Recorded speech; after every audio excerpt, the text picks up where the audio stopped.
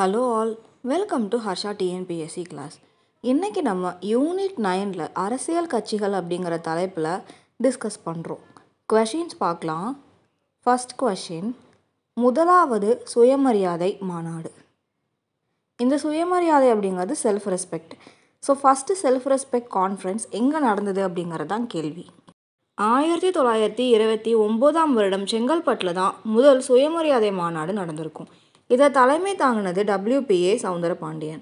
சாதி மற்றும் சமூக பிரிவில் தாழ்த்தப்பட்ட மக்களை மேம்படுத்தணும் அப்படிங்கிறத பற்றி இந்த செங்கல்பட்டு மாநாட்டில் டிஸ்கஸ் பண்ணியிருப்பாங்க. ஸோ முதலாவது சுயமரியாதை மாநாடு நமக்கு 1929 செங்கல்பட்டில் நடந்திருக்கு. இதை தலைமை தாங்கினது WPA சவுந்தரபாண்டியன். இதில் என்ன இவங்க டிஸ்கஸ் பண்ணியிருக்காங்கன்னா, சாதி மற்றும் சமூக பிரிவில் தாழ்த்தப்பட்ட மக்களை எப்படி மேம்படுத்தணும் அப்படிங்கிறதான் டிஸ்கஸ் பண்ணியிருக்காங்க. செகண்ட் கொஷின் பார்க்கலாம். பொது உடைமை கட்சி ஆண்டு. ஸோ இந்த பொது உடைமை அப்படிங்கிறது கம்யூனிஸ்ட் பார்ட்டி. இந்தியாவில் கம்யூனிஸ்ட் பார்ட்டி எப்போ வந்திருக்கு அப்படிங்கிறதா கேள்வி. Communist party of India. பொது உடைமை கட்சியின் ஆண்டு கேட்டிருக்காங்க. பொது உடைமை கட்சி டிசம்பர் 26, 1925ஆம் வருடம் இந்தியாவில் கொண்டு வந்திருக்காங்க. இதில் நிறையா லீடர்ஸ் இருக்காங்க. நம்ம குறிப்பாக ஞாபகம் வச்சுக்க வேண்டிய லீடர் MN ராய். ஸோ நம்ம கம்யூனிஸ்ட் பார்ட்டி அப்படின்னு சொன்னாலே MN ராய் தான் நமக்கு ஞாபகம் வரணும்.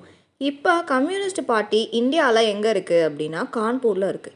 ஃபஸ்ட்டு கொண்டு வரும்போதும் கான்பூர் இப்போ இருக்கிற இடத்துல தான் கொண்டு வந்திருப்பாங்க. ஸோ மாடர்ன் டே கான்பூரில் தான் இதை கொண்டு வந்திருக்காங்க, அந்த பிளேஸில் கொண்டு வந்திருக்காங்க. அட் ப்ரெசண்ட் கம்யூனிஸ்ட் பார்ட்டியில் யார் ஜென்ரல் செக்ரட்டரியாக இருக்காங்கன்னா டி ராஜா, துரைசாமி ராஜா அப்படிங்கிறவங்க தான் அட் ப்ரெசண்ட் ஜென்ரல் செக்ரட்டரியாக கம்யூனிஸ்ட் பார்ட்டிக்கு இருக்காங்க. அடுத்தது ராஜாஜி முதலமைச்சர். ராஜாஜி நம்ம தமிழ்நாட்டுக்கு எப்போ ப்ரீமியராக இருந்தார் அப்படிங்கிறதான் கேள்வி. ஸோ இண்டிபெண்டன்ஸுக்கு முன்னாடி சிஎம் அப்படிங்கிற போஸ்ட் இல்லை, அப்போ ப்ரீமியர் அப்படின்னு சொல்லணும். அப்போ 1937 1937ஆம் வருடம் ராஜாஜி தமிழ்நாட்டுக்கு அப்போ மெட்ராஸ் மாகாணத்துக்கு ப்ரீமியராக இருந்திருக்காரு. ஃபஸ்ட்டு நீதி கட்சி தான் நமக்கு சிஎம்மாக இருப்பாங்க, மாற்றி இருப்பாங்க. நீதி கட்சியில் அடுத்தடுத்த நபர்கள் சிஎம் ஆவாங்க. நீதி கட்சி இல்லாமல், அப்போ தமிழ்நாடை சேர்ந்த ஒரு கட்சி இல்லாமல் மத்தியிலிருந்து காங்கிரஸ் ஆட்சி அமைத்ததில் முதல் நபர் ராஜாஜி தான். அதான் இங்கிலீஷில் கொடுத்துருக்கேன், first national Congress member to assume office in Madras presidency. நம்ம மெட்ராஸ் மாகாணத்தில் காங்கிரஸில் இருந்தே ஒரு மெம்பர் ப்ரீமியராக தமிழ்நாட்டுக்கு ஆனது ராஜாஜி தான் முதல் நபர். ராஜாஜி மொத்தமாக 2 தடவை தமிழ்நாட்டுக்கு முதலமைச்சர் ஆவார். ஒன்று நம்மளுடைய இண்டிபெண்டன்ஸுக்கு, சுதந்திரத்துக்கு முன்னாடி, இன்னொன்று சுதந்திரத்துக்கு அப்புறம். 2 டைம் ராஜாஜி தமிழ்நாட்டுக்கு முதலமைச்சர் ஆவார். ஸோ இண்டிபெண்டன்ஸுக்கு முன்னாடி ப்ரீமியர், இண்டிபெண்டன்ஸுக்கு அப்புறம் சிஎம். அடுத்த கேள்வி பார்க்கலாம். முழுமையான மதுவிலக்கு மற்றும் ஜமீன்தார் ஒழிப்பு முறை கொண்டு வரப்பட்ட ஆண்டு. ஸோ முழுமையான மதுவிலக்கு மற்றும் ஜமீன்தாரி ஒழிப்பு முறை கொண்டு வந்தது யாருன்னா ராஜாஜி தான். ஸோ ராஜாஜி ப்ரீமியராக இருந்தப்போ தான் முழுமையான மதுவிலக்கு அப்படிங்கிறத கொண்டு வந்திருப்பார். எங்கே கொண்டு வந்திருப்பார் அப்படின்னா சேலத்தில் கொண்டு வந்திருப்பார். இந்த மதுவிலக்கை முழுமையாக ரத்து பண்ணனால கவர்மெண்ட்டுக்கு வருவாய் கம்மியாக இருக்கும். ஸோ அரசாங்க வருவாயை பேலன்ஸ் பண்ணணும் அப்படிங்கிறதுக்காக இவர் சேல்ஸ் டேக்ஸ், விற்பனை வரி அப்படிங்கிறத கொண்டு வந்திருப்பார். இது ரொம்ப இம்பார்ட்டண்ட்டு. விற்பனை வரி அப்படிங்கிறத முதல்ல தமிழ்நாட்டில் கொண்டு வந்தது ராஜாஜி. எதுக்காக அப்படின்னா இவர் மதுவிலக்கை முழுமையாக ஒழிச்சிருப்பார். இதனால் அரசாங்கத்துக்கு வருவாய் கம்மியாக இருக்கும். இதை சரி செய்யணும் அப்படிங்கிறதுக்காக தான் விற்பனை வரி அப்படிங்கிறத ராஜாஜி கொண்டு வந்திருக்காரு. இன்னொன்று முக்கியமாக இவர் வைக்கம் சத்தியாகிரகா அப்படிங்கிறதுல பங்கேற்றிருப்பார். வைக்கம்ங்கிறது கேரளாவில் இருக்கும். அடுத்து நான் கோஆப்ரேஷன், ஒத்துழையாமை இயக்கம் அப்படிங்கிறதுல பங்கேற்றிருப்பார். அடுத்தது ரவுலட் ஆக்ட் அப்படிங்கிறத பிளாக் ஆக்ட் அப்படின்னு சொல்லுவோம். இதையும் இவர் பங்கேற்றிருப்பார். அடுத்தது சிவில் டிசோபீடியன்ஸ் மூமெண்ட், சட்ட மறுப்பு இயக்கம். நம்ம இந்திய விடுதலைக்காக நிறையா பாடுபட்டிருக்காங்க. அதில் ராஜாஜியும் ஒருத்தர். ரொம்ப முக்கியமான 4 இயக்கங்களில் அவர் பங்கேற்றிருக்காரு. இப்போ ரவுலட் சட்டம், அப்புறம் சிவில் டிசோபீடியன்ஸ் மூமெண்ட், சட்ட மறுப்பு இயக்கம், இந்த 2ம் எப்போ நடந்துச்சு அப்படிங்கிறத கமெண்ட்டில் சொல்லுங்கள். ஸோ கண்டிப்பாக கமெண்ட்டில் போடுங்க. தெரிஞ்சவங்க உடனே போட்டுடலாம், தெரியாதவங்க கூகுளில் சர்ச் பண்ணி போடுங்க. உங்கள் கமெண்ட்காக நான் வெயிட் பண்ணிகிட்ருப்பேன். ஸோ சர்ச் பண்ணும்போது தான் நிறையா நம்ம நாலேஜ் கெயின் பண்ண முடியும், அதுக்காக தான். அடுத்த கேள்வி, ஒடுக்கப்பட்டோர் ஆலய நுழைவு எதிர்ப்பு. ஸோ ஒடுக்கப்பட்டோர் ஆலய நுழைவு எதிர்ப்பு எப்போ நடந்துச்சு, யார் நடத்தினா அப்படின்னா ராஜாஜி அவர்கள் தான் நடத்தியிருப்பார். அவர் ப்ரீமியராக இருந்த பீரியடில் 1939ஆம் வருடம் நடந்திருக்கும். இது யாருக்காக அப்படின்னா தலித் மக்களுக்காக. தலித் மக்களை வந்து கோயிலுக்குள்ளே நுழைய அனுமதிச்சிக்க மாட்டாங்க. எந்த இடத்துலனா மதுரையில். மதுரை மீனாட்சி அம்மன் கோயிலில் அப்போ வந்து தலைமை பொறுப்பில் இருந்தது வைத்தியநாத ஐயர் அவர்கள். அவங்க என்ன பண்ணிடுவாங்கன்னா தலித் மக்கள் வந்து கோயிலுக்குள்ளே அனுமதிக்க மாட்டாங்க. ஸோ இவங்க வந்து ராஜாஜி கிட்ட சொல்லும்போது அவர் அந்த மக்களுக்காக பாடுபடுவார். இந்த நுழைவு எதிர்ப்பு போராட்டத்தில் வந்து இறுதியாக அவங்க வெற்றியும் அடைஞ்சிருவாங்க. அதுக்கப்புறம் வந்து எல்லா மக்களும் வந்து உள்ளே அனுமதிக்கப்படுவாங்க. அடுத்த கேள்வி பார்த்துடலாம். சுப்புராயலுவின் ஆட்சி காலம். ஸோ ராஜாஜி வந்து ப்ரீமியராக இருந்தார்னு பார்த்தோமா, அவருக்கு அடுத்து வந்தவர் தான் இந்த சுப்புராயலு. இவரோட முழுமையான பேர் வந்து சுப்புராயலு ரெட்டியார். இந்த சுப்புராயலு ரெட்டியாரோட ஆட்சி காலம் எப்போ அப்படின்னு தான் கேட்டிருக்காங்க. 1920 1921 தான் சுப்புராயலு ரெட்டியாரோட ஆட்சி காலம். நீதி கட்சி தேர்தலில் மொத்தமாக 63 இடங்களில் வெற்றி பெறும். அதில் பிடி தியாகராயர் தான் சிஎம்மாக எல்லாருமே சொல்லுவாங்க. ஸோ பிடி தியாகராயர் வந்து நான் வந்து பொறுப்பேற்க மாட்டேன் அப்படின்னு சுப்பராயலு ரெட்டியாரை வந்து ரெக்கமெண்ட் பண்ணுவார். ஸோ அவர் ரெக்கமெண்ட் பண்ணது அடிப்படையில் சுப்பராயலு ரெட்டியாரை வந்து தமிழ்நாட்டின் ப்ரீமியராக நீதி கட்சிக்கு வந்து அமர்த்துவாங்க. இவரோட பதவிக்காலம் ரொம்ப கம்மியாக இருக்குல்ல, 1920 21 வரைக்கும் தான். ஏன்னா இவர் நோய்வாய்ப்பட்டு ரொம்ப சீக்கிரமே இறந்துருவார். ஸோ நீதி கட்சி தேர்தலில் எத்தனை இடங்களில் வெற்றி அடைஞ்சிச்சு அப்படிங்கிறது ரொம்ப முக்கியமான கேள்வி. நல்லா நோட் பண்ணிக்கோங்க. நீதி கட்சி தேர்தலில் 63 இடங்களில் வந்து வெற்றி அடைஞ்சிருப்பாங்க. இது ரொம்ப ரொம்ப இம்பார்ட்டண்ட். அடுத்த கேள்வி பார்த்துடலாம். பனகல் ராஜாவின் ஆட்சி காலம். ஸோ பனகல் ராஜாவின் ஆட்சி காலம் எப்போ அப்படின்னு தான் கேட்டிருக்காங்க. பனகல் ராஜாவின் ஆட்சி காலம் 1921 1926 வரைக்கும். இந்த பனகல் ராஜா இவரோட சொந்த பேர் கிடையாது. பனகல் ராஜாவோட பேர் வேறு. பட் அவர் வந்து பனகல் அப்படிங்கிற இடத்துல ராஜாவாக இருந்தனால பனகல் ராஜா அப்படிங்கிற பேர் வந்து கொடுத்துருப்பாங்க. இவரோட ஆட்சி எப்படி கலைஞ்சிருக்கும் அப்படின்னா, இவருக்கு நம்பிக்கையில்லா தீர்மானம் கொடுத்துருவாங்க. அந்த தீர்மானத்தை கொண்டு வந்தவர் சிஆர் ரெட்டி அப்படிங்கிறவர். ஏன் நம்பிக்கையில்லா தீர்மானம் கொண்டு வந்தாங்க அப்படின்னா, அவரோட அரசாங்கத்தில் அந்த மினிஸ்ட்ரிஸ் இருப்பாங்கள்ல, அதில் இவரோட சொந்தக்காரங்களை நிறையா பேரை வந்து உள்ளே கொண்டு வந்திருப்பார். நிறையா பேரை தலைவர்கள் ஆக்கியிருப்பார். ஸோ அவரோட உறவினர்களுக்கு மட்டும்தான் வந்து முக்கியத்துவம் தராரு, மக்களை வந்து பார்க்க மாட்டேங்கிறாரு அப்படிங்கிறனால சிஆர் ரெட்டி அவர்கள் வந்து நம்பிக்கையில்லா தீர்மானம் கொண்டு வந்து இவரோட ஆட்சியை வந்து கலைச்சிருவாங்க. அப்போ பனகல் ராஜா வந்து தமிழ்நாட்டின் ப்ரீமியராக இருந்தப்போ கவர்னராக இருந்தது யார் அப்படின்னா வில்லிங்டன். ஏன் நம்ம கவர்னர்லாம் பார்க்குறோம் அப்படின்னா, இப்போ நமக்கு டிஎன்பிஎஸ்சியில் கேட்கப்படுற நிறையா கேள்விகளில் ஒரு அரசாங்கம் இருக்குது அப்படின்னா அந்த காலகட்டத்தில் யார் கவர்னராக இருந்தாங்க, அப்போது வந்து யார் ப்ரீமியராக இருந்தாங்க, யார் சிஎம்மாக இருந்தாங்க அப்படின்னு சொல்லி நமக்கு மேட்ச் த ஃபாலோயிங்கில் இயர் கொடுத்து கேட்கலாம், இல்லை ஸ்டேட்மெண்ட்டில் கூட கேட்கலாம். இந்த மாதிரி கொஷின் நமக்கு கவர்னர் இம்பார்ட்டண்ட்டாக இருக்காங்க. ஏன்னா வந்து எல்லாருக்குமே யார் கவர்னர் அப்படிங்கிறத கொடுத்துருக்க மாட்டாங்க. ஒரு சிலருக்கு மட்டும்தான் கொடுத்துருப்பாங்க யார் கவர்னர், அவங்க ஆட்சி காலம் என்ன அப்படிங்கிறது. ஸோ ரொம்ப முக்கியமாக கொண்டு வந்த திட்டம், அவங்க ஆட்சி ஏன் கலைஞ்சிச்சு, அவங்க ஏன் கம்மியாக ரூல் பண்ணாங்க, நீதி கட்சி வந்து மொத்தமாகவே விழுந்துருச்சு, அது வந்து அதுக்கப்புறம் வரவே இல்லை, மொத்தமாக தோற்று போச்சு அப்படிங்கிற மாதிரி சொல்லுவாங்க. அதுக்கெல்லாம் என்ன காரணம் அப்படிங்கிறது நமக்கு நல்லா தெரிஞ்சிருக்கணும். அதனால தான் இவ்வளோ டீட்டெயில்டாக நம்ம படிக்கிறோம். வேறு ரீசன் கிடையாது. ஸோ நீதி கட்சியில் மொத்தமாகவே கொஞ்சம் பேர் தான் ஆட்சி அமைச்சிருப்பாங்க. கொஞ்சம் காலத்துக்கு தான் அது இருந்திருக்கும். மொத்தமாக 13 ஆண்டுகள் தான் வந்து நீதி கட்சி இருந்திருக்கும். ஸோ அதை பற்றி கொஞ்சம் டெப்த்தாக தெரிஞ்சுக்கிறது வந்து நமக்கு இம்பார்ட்டண்ட்டாக இருக்குது. கொஷின்ஸ் எப்படி கேட்டாலும் நம்ம அதில் வந்து அட்டன் பண்ணணும். ஓகேவா? ஸோ அடுத்த கேள்வி பார்த்துடலாம். பி. சுப்பராயனின் ஆட்சி காலம். சுப்பராயலு ரெட்டியார் வேறு, சுப்பராயன் வேறு. பனகல் ராஜாவுக்கு அடுத்து நமக்கு ஆட்சி அமைத்தவர் தான் சுப்பராயன் அப்படிங்கிறவர். இந்த சுப்பராயனோட ஆட்சி காலம் எப்போ அப்படின்னு கேட்டிருக்காங்க. ஸோ 1926 1930 வரைக்கும் சுப்பராயனின் ஆட்சி காலம். இந்த சுப்பராயன் அவர்கள் வந்து சுப்பராயன் வந்து அவர்கள் வந்து நேரடியாக ப்ரீமியர் ஆக மாட்டார். கோஷன் அப்படிங்கிறவர் தான் வந்து ப்ரீமியர் ஆவார். அவர் வந்து நரசிம்ம ராஜு அப்படிங்கிறவர் ரெக்கமெண்ட் பண்ணுவார். ஸோ கோஷன் அப்படிங்கிறவர் தேர்தலில் வெற்றி அடைகிறாரு. அவர் தான் இருக்க மாட்டேன்னு சொல்லிட்டு நரசிம்ம ராஜு வந்து ரெக்கமெண்ட் பண்ணுறாரு, நீங்கள் இருங்க, ப்ரீமியராக இருங்க அப்படின்னு ரெக்கமெண்ட் பண்ணுறாரு. நரசிம்ம ராஜு என்ன பண்ணிடுறாரு, சுப்பராயனை வந்து ரெக்கமெண்ட் பண்ணுறாரு. ஸோ இதை வந்து நமக்கு நீதி கட்சி நிழலாட்சி அப்படின்னு சொல்லுவாங்க. ஏன் நீதி கட்சி நிழலாட்சின்னு சொன்னாங்க சுப்பராயன் ஆட்சி காலத்தை அப்படின்னா, ஃபஸ்ட்டு கோஷன் இருக்கார், அது வந்து நரசிம்ம ராஜுக்கு போயிடுது. அவர் வந்து சுப்பராயனை சொல்லிடுறாரு. அதே மாதிரி சுப்பராயன் வந்து இண்டிவிஜுவல் பார்ட்டி, தனிப்பட்ட சுய ஆட்சி வந்து அவர் வச்சுருப்பார். தனிப்பட்ட சுயமாக ஒரு கட்சி வந்து அவர் வச்சுருப்பார். ஸோ சுயேட்சை வேட்பாளராக ஜெயிச்சனால இதை வந்து நீதி கட்சியை நிழலாட்சி அப்படின்னு சொல்லுவாங்க. டேரெக்டாக போட்டிட்டு அவர் ஜெயிக்கலை, ரெக்கமெண்டேஷன் மூலிமா வந்திருக்காரு. அது மட்டும் இல்லாமல் அவர் வந்து இண்டிவிஜுவல் பார்ட்டியாக இருக்கும். அடுத்த கேள்வி பார்த்துடலாம். பி. முனுசாமியின் ஆட்சி காலம். ஸோ சுப்பராயனுக்கு அடுத்து வந்தவர் தான் முனுசாமி அவர்கள். அவரோட ஆட்சி காலம் வந்து 1930 1932 வரைக்கும். இவரோட ஆட்சி எப்படி கலைஞ்சிருக்கும் அப்படின்னா, இவருக்கும் நம்பிக்கையில்லா தீர்மானம் தான் கொண்டு வந்திருப்பாங்க. ஏன்னா இவர் நிலவரியை வந்து உயர்த்தியிருப்பார். நிலவரியை உயர்த்தினால அப்போதைக்கு அங்கே இருந்த ஜமீன்தார்களும் நிலப்பிரபுக்களும் ரொம்ப பாதிக்கப்பட்டிருப்பாங்க. ஏன்னா அதிகப்படியான நிலங்கள் வந்து அவங்கக்கிட்ட தான் இருக்கும். நிலவரியை அதிகம் பண்ணனால அவங்க அதிகமான வரி வந்து கொடுக்க வேண்டியதாக இருந்தது. இது வந்து நிறைய பிரச்சனைகள் வந்தனால இவர் மேலே வந்து இவர் நிறையா வருவாய்க்காக இப்படி பண்ணுறாரு அப்படின்னு நம்பிக்கையில்லா தீர்மானம் கொண்டு வந்து முனுசாமியின் ஆட்சி காலத்தையும் கலைச்சிருப்பாங்க. நம்ம இதில் நல்லா நோட் பண்ண வேண்டியது, நீதி கட்சியில் பெரும்பான்மையான தலைவர்களோட ஆட்சியை வந்து நமக்கு நம்பிக்கையில்லா தீர்மானம் கொண்டு வந்தால் கலைச்சிருக்காங்க. ஸோ அப்போ வந்து நமக்கு நிறையா ஜமீன்தார்களோட சப்போர்ட்டும் வேணும், அதே மாதிரி சாதாரண மக்களோட சப்போர்ட்டும் இருந்திருந்தால் நீதி கட்சி வந்து இன்னும் நிறையா நாளைக்கு வந்து நீடிச்சிருப்பாங்க. அப்படி இல்லாமல் அவங்களுக்குள்ள ஒற்றுமையும் இல்லை, அதே மாதிரி அவங்களுக்கு ஆட்சி வந்து மக்களுக்கு ஆதரவாக கொண்டு போக தெரியலை. அடுத்த கேள்வி பார்த்துடலாம். பொப்பிலி ராஜாவின் ஆட்சி காலம்.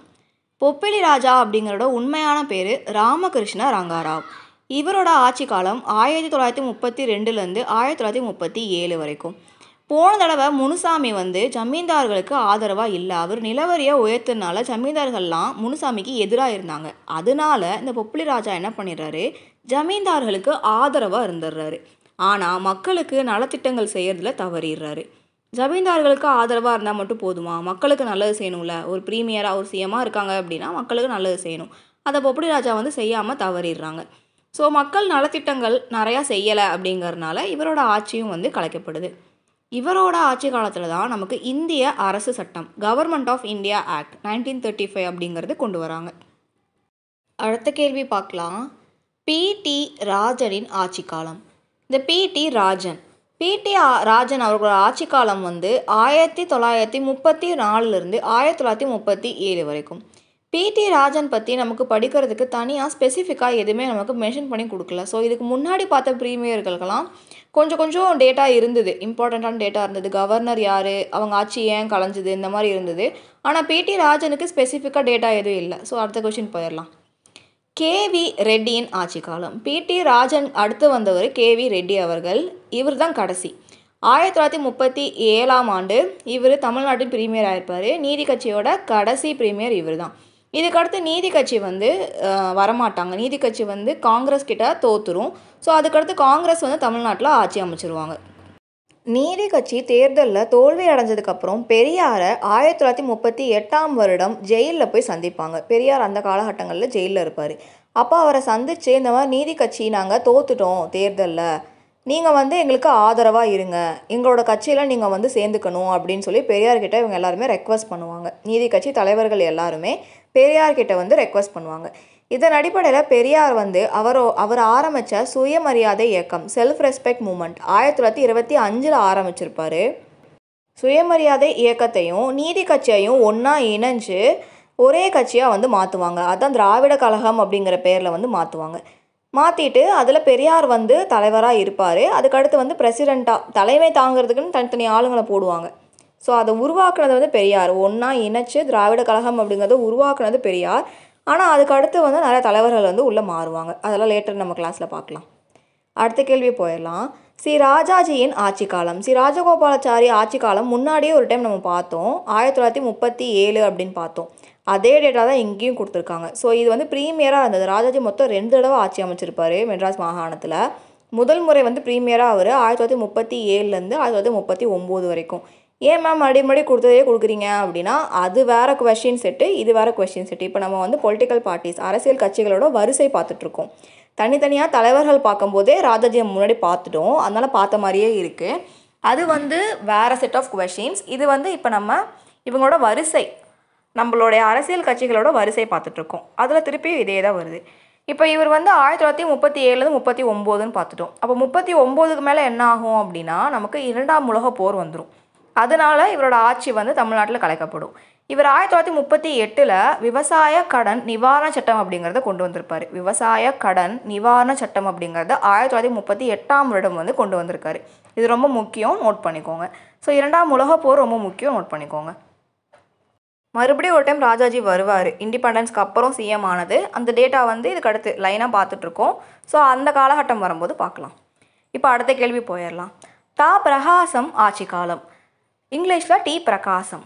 இந்த பிரகாசம் அப்படிங்கிறவர் நம்ம இந்தியா சுதந்திரம் ஆனதுக்கப்புறம் தமிழ்நாட்டில் பிரீமியராக இருந்த இவர் ஆந்திராவுக்கு சிஎம் ஆயிடுவார். இவர் அதனால் ஆந்திரா கேசரி அப்படின்னு சொல்லுவாங்க. கேசரினா சிங்கம். ஆந்திரா கேசரி என்று அழைக்கப்படுபவர் டி பிரகாசம் அவர்கள். இவரோட ஆட்சி காலம் வந்து 1946லேருந்து 1947 வரைக்கும். ஸோ 1946லேருந்து 1947 வரைக்கும் டி பிரகாசமோட ஆட்சி காலம். இவரோட ஆட்சியில் இவர் முக்கியமாக கொண்டு வந்தது வொகேஷ்னல் எஜுகேஷன், வட்டார கல்வி. ஸோ வட்டார கல்வி அப்படிங்கிறது அந்தந்த மாவட்டங்களில் இருக்கிற மக்கள் பயன்படுத்துகிற ஒரு மொழி, அதில் வந்து கல்வி கொடுக்கணும் அப்படிங்கிறது. ரெண்டாவது இம்பார்ட்டன்ட், காதி இண்டஸ்ட்ரியை ப்ரொமோட் பண்ணணும். ஸோ காதியோட இண்டஸ்ட்ரி, காதி தொழிற்சாலையை வந்து மேம்படுத்தணும் அப்படிங்கிறதுக்கான முக்கியத்துவத்தையும் டி பிரகாசம் அவர்கள் வந்து கொண்டு வந்திருக்காரு. ஸோ இவர் பேரில் 2 ரொம்ப இம்பார்ட்டண்ட்டு. அடுத்து நம்ம ஓபி ராமசாமியின் ஆட்சி காலம். ஸோ ஓபிங்கிறது ஓமந்தூரார் பி ராமசாமி, அவரோட ஆட்சி காலம் எப்போ அப்படின்னு தான் கேட்டிருக்காங்க. 1947லேருந்து 1949 வரைக்கும் தான் ஓமந்தூரார் ராமசாமியோட ஆட்சி காலம். இவரோட ஆட்சி காலத்தில் ரொம்ப முக்கியமாக கொண்டு வந்த 2 சட்டம். ஒன்று 1947 கொண்டு வந்த தேவதாசி ஒழிப்பு சட்டம். தேவதாசி ஒழிப்பு சட்டம் 1947 கொண்டு வந்தப்போ தமிழ்நாட்டில் யார் சிஎம்மாக இருந்தாங்க அப்படின்னு கொஸ்டின் கேட்டால் நம்ம டக்குன்னு ஓமந்தூரார் பி ராமசாமி அப்படின்னு போடணும். அதே மாதிரி இந்தியா சுதந்திரமானப்போ தமிழ்நாட்டு சிஎம்மாக யார் இருந்தாங்க அப்படின்னா அதுக்கும் ஓமந்தூரார் பி ராமசாமி தான் ஆன்சர். இன்னொரு முக்கிய சட்டம் 1948 Madras public library act, Madras பொது லைப்ரரி சட்டம் அப்படிங்கிறத கொண்டு வந்திருக்காங்க. அடுத்த கேள்வி, மறுபடியும் சி ராஜாஜி வந்திருக்காரு. சி ராஜாஜியின் ஆட்சி காலம். இப்போ வந்து இவர் சிஎம். ஸோ சீஃப் மினிஸ்டராக சி ராஜகோபாலாச்சாரியோட ஆட்சி காலம் 1952லேருந்து 1954 வரைக்கும். இங்கே இவர் குலக்கல்வி திட்டம் கொண்டு வருவார், modified scheme of elementary education அப்படிங்கிறது. ஸோ இந்த குலக்கல்வி திட்டம்ங்கிறது என்னன்னா பகுதி வேலை, ஒரு நாளையில் காலையிலேருந்து மதியானம் வரைக்கும் பள்ளியில் வந்து பள்ளி மாணவ மாணவிகள் வந்து அவங்களோட பள்ளி படிப்பை முடிச்சுட்டு, பள்ளியோட கல்வியை முடிச்சுட்டு வீட்டுக்கு போயிட்டு அவங்க ஃபேமிலி பிஸ்னஸ்ஸு, அவங்க அப்பா இப்போ வந்து தச்சராக இருக்கார், இல்லை அவங்க அப்பா வந்து ஏதாவது ஒரு அவங்கன்னு ஒரு வேலை செய்வாங்கள்ல, அந்த வேலையை வந்து அவங்க கற்றுக்கணும் அப்படிங்கிறத குலக்கல்வி திட்டம். ஸோ மக்களை வந்து அடித்தட்டு மக்களை மேம்படுத்தணும் அப்படிங்கிறதுக்காக தான் கல்வி. இதில் அவங்களோட குலத்தொழிலே கற்றுக்கிட்டா எப்படி வந்து முன்னேறுவாங்க அப்படின்னு சொல்லி நிறையா போராட்டம் நடக்கும். ஸோ இதனால் அவர் என்ன பண்ணிடுவார், அவரோட வேலையை வந்து ரிசைன் பண்ணிடுவார், ராஜினாமா பண்ணிடுவார். அடுத்த கேள்வி போயிடலாம். சி ராஜாஜியோட பதவி காலம் முடிஞ்ச உடனே காமராஜர் அவர்கள் வந்து ஆட்சி அமைப்பாங்க. ஸோ காமராஜர் அவர்களோட ஆட்சி காலம் வந்து 1954லேருந்து 1963 வரைக்கும் டேர்மாக இருக்கும். நான் வந்து அண்டர்ஸ்டாண்டிங்காக மொத்தமாக கொடுத்துருக்கேன். தொடர்ச்சியாக அவர் ஒரு 9 ஆண்டுகள் தமிழ்நாட்டின் முதலமைச்சராக இருப்பார். ஸோ ஃபஸ்ட்டு தொடர்ச்சியாக தமிழ்நாட்டில் இவ்வளோ ஆண்டுகள் முதலமைச்சராக இருந்தது வந்து காமராஜர் அவர்கள் தான். ஸோ ஆட்சி காலம் உங்களுக்கு கன்ஃபியூஸ் ஆகாமல் இருக்கணும் அப்படிங்கிறதுக்காக நான் மொத்தமாக கொடுத்துருக்கேன். இது நடுவில் பிரேக் எதுவுமே வராது, நடுவில் வேறு யாரும் வரமாட்டாங்க. காமராஜரே தான் இருப்பார் 54லேருந்து 63 வரைக்கும். காமராஜர் ஆட்சி காலத்தில் 1955 ஆவடியில் காங்கிரஸ் கான்ஃபரன்ஸ், காங்கிரஸ் மாநாடு ஒன்று ஆவடியில் நடக்கும். எப்போனா 1955 இயர் நோட் பண்ணிக்கோங்க. அதே மாதிரி காமராஜர் ஆட்சி காலத்தில் தான் பல்வந்த் ராய் மேத்தா ஆணையம் 1957 பஞ்சாயத்து சட்டங்கள், பஞ்சாயத்து ஆக்ட் வந்து கொண்டு வந்திருப்பாங்க. ஸோ பஞ்சாயத்துங்களுக்காக கொண்டு வரப்பட்ட முக்கிய ஆணையத்தில் முதல் ஆணையம் பல்வந்த் ராய் மேத்தா ஆணையம் 1957. இவரோட பீரியடில் 1958ஆம் வருடம் தமிழ்நாடு பஞ்சாயத்து சட்டம் முதல்ல கொண்டு வந்திருப்பாங்க. ஸோ லேட்டராக ஜெயலலிதா அவர்கள் பீரியட்லேயும் பஞ்சாயத்து சட்டம் வரும், அப்போ தான் அது நடைமுறைக்கு வரும். இவரோட பீரியட்லேயும் கொண்டு வந்திருக்காங்க அப்படிங்கிறது நம்ம தெரிஞ்சுக்கணும். 1958 தமிழ்நாடு பஞ்சாயத்து சட்டமும் கொண்டு வரப்பட்டது காமராஜர் பீரியடில் தான். அடுத்தது பக்தவச்சலம். இந்த பக்தவச்சலம் அவர்கள் ஆட்சி காலம் 1963லேருந்து 1967 வரைக்கும். ராஜாஜி காங்கிரஸ் ஆட்சி அமைச்சக்கப்புறம் தமிழ்நாட்டில் பிரீமியம் ஆவார். அதே மாதிரி தான் பக்தவச்சலம் காங்கிரஸை சேர்ந்தவர். இவர் தமிழ்நாட்டில் சிஎம் ஆன உடனே ஹிந்தியை வந்து கட்டாய மொழி அப்படின்னு மும்மொழி கொள்கையை கொண்டு வருவார். ஸோ இவரோட பீரியடில் 1965ஆம் வருடம் இந்தி எதிர்ப்பு போராட்டம் அப்படிங்கிறது நடக்கும். ராஜாஜி பீரியடில் ஒரு டைம் நடக்கும், ஏன்னா அவரும் மும்மொழி கொள்கையை தான் வந்து ஆதரிப்பார். அதே மாதிரி பக்தவச்சலமும் மும்மொழி கொள்கையை ஆதரிக்கும் போது இந்தி எதிர்ப்பு போராட்டம் அப்படிங்கிறது 1965 நடக்குது. பக்தவச்சலம் பற்றி முக்கியமாக தெரிஞ்சுக்க வேண்டியது 2. இவர் உப்பு சத்தியாகிரகத்திலையும் வெள்ளையனே வெளியேறு இயக்கத்திலையும் பங்கு பெற்றவர். ஸோ 2 முக்கியமான இயக்கம், அதில் பக்தவச்சலம் பங்கேற்றிருக்காரு அப்படிங்கிறது குறிப்பிடத்தக்கது. அடுத்த கேள்வி பார்த்துடலாம். CN அண்ணாதுரை ஆட்சி காலம். ஸோ சிஎன் அண்ணாதுரை நமக்கு தெரியும் ரொம்ப இம்பார்ட்டண்ட்டான பர்சனாலிட்டி. படிக்க வந்து நிறையா இருக்குது நமக்கு. அண்ணாதுரையை பற்றி படிக்க நிறையா இருக்குது. காமராஜர் பற்றி எந்த அளவுக்கு நிறையா இருக்கோ அதே அளவுக்கு அண்ணாதுரையை பற்றி படிக்க நிறையா இருக்குது. அண்ணாதுரை படைப்புகள் வந்து நிறையா இருக்குது. ஸோ அண்ணாதுரை அவர்கள் பற்றி நம்ம நிறையா படிக்கலாம். இங்கே வந்து இவரோட ஆட்சி காலம் 1967 1969 வரைக்கும். இவர் 1934 நீதி கட்சியில் வந்து சேர்ந்திருப்பார். ஸோ நீதி கட்சியில் பெரியார் வந்து 1938 இணைஞ்சார், ஒன்றா சேர்த்துனாரு அப்படின்னு பார்த்தோம். அப்போ நீதி கட்சி தனியாக இருந்தபோதே சிஎன் அண்ணாதுரை அவர்கள் வந்து அதில் இணைஞ்சிருக்காரு. இவர் வந்து சிஎம்மாக இருந்தப்போ கொண்டு வந்த 2 முக்கியமான ஒரு விஷயம் தான் இங்கே பார்க்குறோம். 1968 இவர் பீரியடில் தான் உலகத்தமிழ் மாநாடுங்கிறது நடந்திருக்கு. அதே வருடம் 1968 இவர் இருமொழி கொள்கையை கொண்டு வந்திருக்காரு. இருமொழி கொள்கை தெரியும், தமிழும் இங்கிலீஷும். மும்மொழி கொள்கைனா ஹிந்தி இருக்கும், ஹிந்தி தமிழ் ஆங்கிலம் இருக்கும். ஸோ இவருக்கு முன்னாடி வந்த பக்தவச்சலம் மும்மொழி கொள்கையை சொன்னனால சிஎன் அண்ணாதுரை இருமொழி கொள்கையை சொல்லியிருப்பார். இன்றைய வீடியோவான கடைசி கேள்வி, தமிழ்நாட்டின் முதலமைச்சராக கருணாநிதியின் ஆட்சி காலம். ஸோ கருணாநிதி அவர்கள் வந்து தமிழ்நாட்டில் வெவ்வேறு காலகட்டங்களில் சிஎம்மாக இருந்திருப்பார். தொடர்ச்சியாக வந்திருக்க மாட்டார். இவருக்கு நடுவில் வந்து ஜெயலலிதா அவர்கள் வந்திருப்பாங்க. கருணாநிதி ஜெயலலிதா அவர்கள் மாற்றி மாற்றி வந்திருப்பாங்க. ஸோ இயர் வந்து நான் தனித்தனியாக கொடுத்துருக்கேன். 1969 1976 வரைக்கும், 1989 1991 வரைக்கும், அதே மாதிரி 1996 2001, 2006 2011. இது ஒரு 4-5 டைம் சொல்லி பார்த்தோம் அப்படின்னா கொஞ்சம் அண்டர்ஸ்டாண்ட் ஆயிரும். ஸோ 69க்கு அப்புறம் நான் கான்சிக்யூட்டிவாக விட்டு வந்து இவர் முதலமைச்சராக இருந்திருக்காரு. இவரோட ஆட்சி காலத்தில் இவர் கொண்டு வந்த 2 முக்கியமான விஷயம் என்னென்னா, 1969 முதல் பிற்படுத்தப்பட்டோர் ஆணையம், ஃபஸ்ட்டு பேக்வேர்ட் கிளாஸ் கமிஷன் அப்படிங்கிறத கொண்டு வந்திருக்காரு. ஸோ முதல் பிற்படுத்தப்பட்டோருக்கான ஆணையம் 1969. ரெண்டாவது 1971 வந்து பெக்கர்ஸ் ரீஹாபிலிட்டேஷன் ஸ்கீம், பிச்சைக்காரர்கள் மறுவாழ்வு திட்டம். பிச்சைக்காரர்கள் மறுவாழ்வு திட்டம் அப்படிங்கிறத 1971 வந்து கொண்டு வந்திருக்காரு. இது 2மே கருணாநிதி பீரியடில் ரொம்ப இம்பார்ட்டண்ட்டானது. இவரை பற்றி படிக்கிறதுக்கும் நிறையா இருக்குது. இவரை பற்றி தனியாக நம்ம வந்து வீடியோ போஸ்ட் பண்ணுவோம். அதில் இன்னும் கொஞ்சம் டீட்டெயில்டாக எல்லா பாயிண்ட்ஸும் கவர் ஆகிற மாதிரி வீடியோ வந்து கொடுக்குறோம். ஸோ உங்களுக்கு இந்த வீடியோ ரொம்ப யூஸ்ஃபுல்லாக இருந்திருக்கும்னு நினைக்கிறேன். நம்ம சேனலை இன்னும் சப்ஸ்கிரைப் பண்ணாமல் இருக்கீங்க அப்படின்னா மறக்காமல் சப்ஸ்கிரைப் பண்ணிக்கோங்க. அப்போ தான் நம்ம போடுற எல்லா வீடியோவும் உடனுக்குடன் உங்களுக்கு நோட்டிஃபிகேஷனில் வரும். நீங்கள் நம்ம டெலகிராம் குரூப்பை ஜாயின் பண்ணாமல் இருக்கீங்க அப்படின்னா டெலகிராமில் சர்ச்சில் ஹர்ஷா டிஎன்பிஎஸ்சி கிளாஸ்னு சர்ச் பண்ணி ஜாயின் பண்ணிக்கோங்க. இல்லைனா வீடியோ கீழே நம்ம லிங்க் கொடுத்துருக்கோம் டிஸ்கிரிப்ஷனில், அதை கிளிக் பண்ணி ஜாயின் பண்ணிக்கோங்க. இந்த வீடியோ பிடிச்சிருந்தா மறக்காமல் லைக் பண்ணுங்கள், ஷேர் பண்ணுங்கள், நம்ம சேனலை சப்ஸ்கிரைப் பண்ணிக்கோங்க மறக்காமல். இந்த வீடியோ முழுமையாக பார்த்ததுக்கு ரொம்ப ரொம்ப நன்றி.